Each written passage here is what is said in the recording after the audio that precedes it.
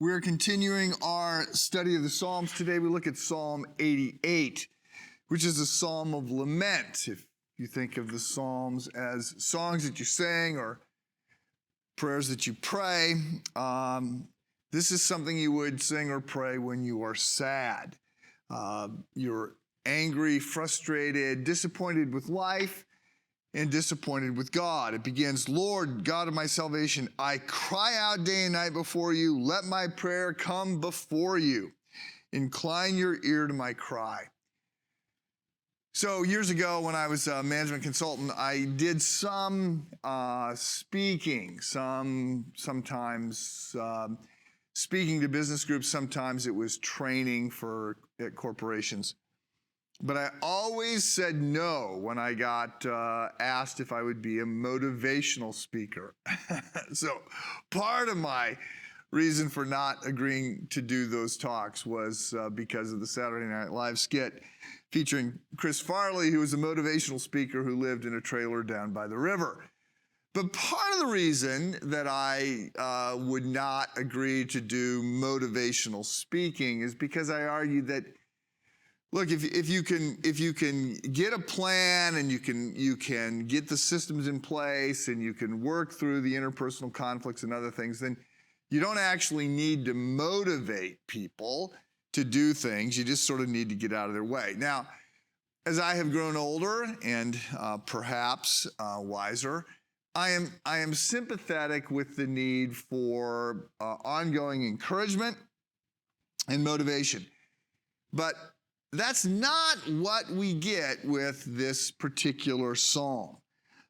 Instead, there is just a real upfront, direct, facing the problem and lamenting it. And so the Psalms of Lament, and there's a bunch of psalms, right? 150 psalms. These are prayers or meditations. But most of them are prayers. So most of them are not us speaking to ourselves or us speaking to God.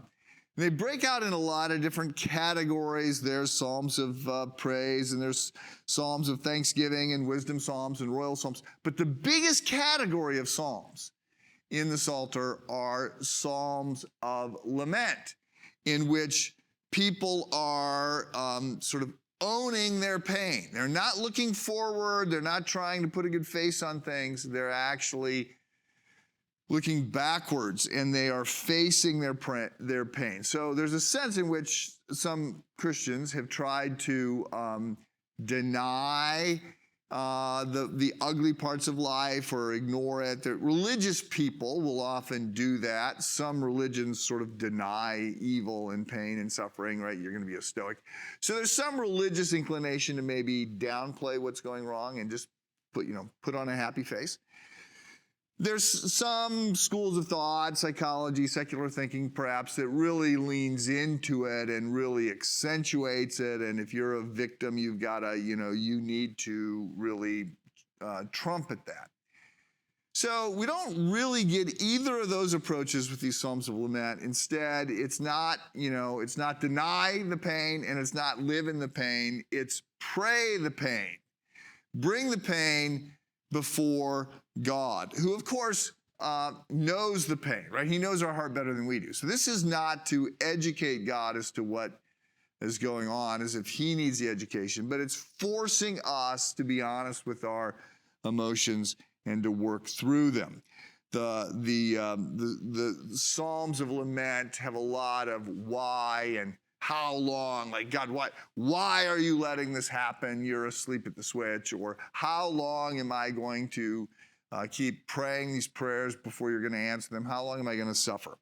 So most Psalms of Lament, and again, there's a lot of them in the Psalter, most of them start in a bad place, but end in a better place. At some point, there's this pivot in which the psalmist sort of moves out of the ugly and the bad and the things that are holding him back, and he has some sort of breakthrough and is seeing God and is celebrating that.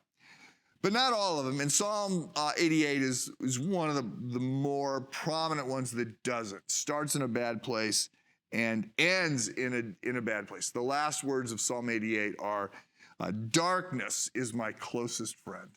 So I want to encourage you to read Psalm 88. It's a hard psalm. It's a dark psalm. We're going to be talking about it the rest of this week. Have a good day.